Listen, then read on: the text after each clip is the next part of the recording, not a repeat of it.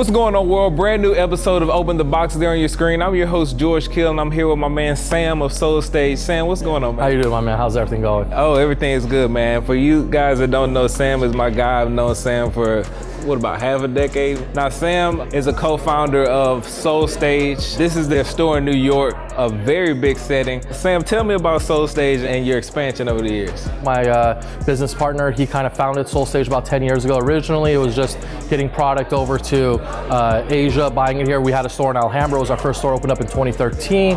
And then we kind of had a small footprint when it came to having a retail platform in the US. And then somewhere around 2017, we just decided, let's just change this all up. Let's blow it up, and we just decided to go kind of crazy on the retail side. Yeah. We opened up in Irvine, then we opened up on Melrose and Fairfax area next to Supreme, and after that we just went to San Francisco, which we're in the Bay Area, and then somewhere last year we decided, hey, let's open up in New York. This is retail 2.0 for us. We kind of learned from a lot of our mistakes, but the major difference is, I would say, is the clientele, where the Cali store is a little bit more on a hypey street. I would say it's on Fairfax. Out here it's a little bit spread out. We're in Soho, we're on Lafayette. Yes, we are 4 or 5 doors down from Supreme, but you get more tourists out here. You're getting a lot more European tourists come in. The market is a little bit different. And also the store, we're actually categorizing a little bit more Air Maxes out here, which you don't see out in LA, and we're getting more runners out here also. So actually even the shoes are being different. Let's start over here with this shoe wall. You guys have a few shoe walls in the store, but this one caught my eye off top. This is our, what people might call a heat wall, a grail wall, might call it just a,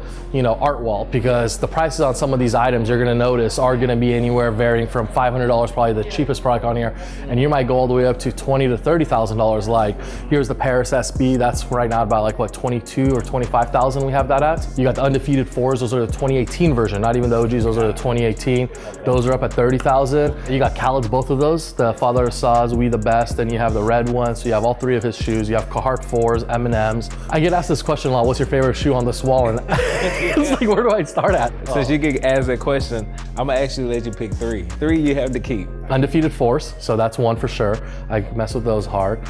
Second shoe is probably gonna have to be Paris SBs, just because of the story. I mean, it's unobtainable for me personally to wear at this point, but it's finding a size 12 is just ridiculous. So that, and the third shoe, I would probably have to go to Carhartt 4s. Eminem is just one of my favorite, rappers. I was brought up in the late 90s, early 2000s, all the CDs. So to me, that's just an emotional purchase. And it's crazy because you're leaving so much on the table, but that just speaks to the wall. Look at all the Virgils, all the Off-White collection. The Wahlburgers, which was dumb rare over there, only 23 of those made. Now moving on to this display case right here, which is probably one of the biggest display cases I've seen. Would it be correct in saying you guys pride yourselves on having a big Supreme collection? We do pride ourselves on that a lot. So we do want to make sure that we do source. I mean, that's the beauty of the Soul Stage brand. We got 4 co-owners. We all have a different project on what we work on, a different area of expertise. Mine is more on the retail side, but my business partners work on the sourcing. So we take a lot of pride in having backpacks. You got the bags, you got, all these box logo hoodies, and these are accessories. And this is a rare thing. You got the mountain bike, which you don't see that in any store. Another thing that I think is one of our prized possessions are the 3 decks on the bottom. That was back in 2000. Supreme did an unofficial collab with Louis Vuitton, the first one, which was unofficial. They did it, they got their cease and desist, and they came out with the 3 decks. That was a big thing that we all kind of chased to make sure we had it as a brand. So that's one thing we do take pride in, is having the products that you can't find anywhere else. We want to be able to have a consumer walk into a store and be able to look, feel it. If you ask to touch it, I'll let you touch it. We don't say, oh, no, you can't look at this, because we want to be that one store that we're not just offering sneakers, but we're also offering the rest of the product mix that you would want. I think with the collaboration in 2017 that Louis Vuitton did with Supreme, it catapulted them to another level, because now you have this huge brand that's really vouching for who you are in the streetwear scene. And now not only are you catering to skateboarders, but now you're just catering to everybody. Now you have every rapper, every basketball player, every athlete, and every even soccer mom wants, like, I was getting text messages, hey, what is this box logo? They thought it was a $50 shirt that, I'm like, no, it's $2,000. So you get that a lot. Now, going to the front where you have more Supreme, that to me, I feel like you're luring people. Oh, 100%. Right? People this day and age, they're all on their cell phones. They're all walking, and you have this vision right here. And people might not be looking at it like, oh, what is this, everything? But I want to put a lot of hype right here. A lot of things that pop out. Like I said, the backpack, you have the duffel bag, you got the box logos, got a Maps jacket. And I put some rare photo tees at the bottom to catch people's attention, that we're not just this average Joe Schmo shop on the block that's like, oh, we just got this season Supreme. Supreme. You know, they're into the game now because we got to make a footprint in New York. I want people to understand, look, we got the baseball glove, I got punching gloves sealed, I got the photo tees that are rare, I got the helmets, you know, I got even this season's drops now, you got the Swarovski 25th anniversary box logos, I got the dog bowls. Like, I want people to see rare stuff where they're like thinking twice, like, yo, let me go stop inside the store and see what they got. What was the most difficult part in transitioning from the West Coast to East Coast? But then also, what was the smoothest part? The hardest part transitioning, I'm not even gonna get into the build out and dealing with Department of Buildings in New York City because that's a different beast in its own.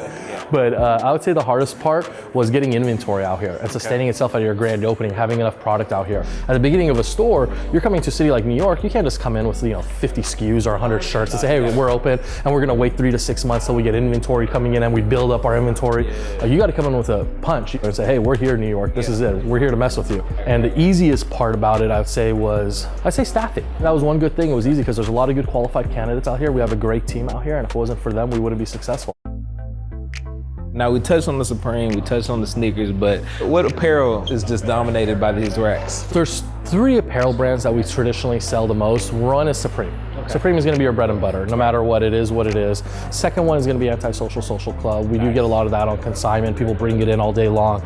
And another brand that we do carry that does pretty well here, people bring in is V-Loan. Now, one thing I want to touch on kind of before we close, a lot of people don't know that you're based in LA. Yeah. So the entire time throughout this process, you're making trip after trip after trip. Yep. Describe the process in doing that. You just have to have laser focus. Like, this is what I was talking to my team the other day, some of my managers back in LA, is that you got to maximize the time that you have. We all are given the same amount of hours. Doesn't matter if it's me, you, everyone has the same amount of hours that we're all functioning with.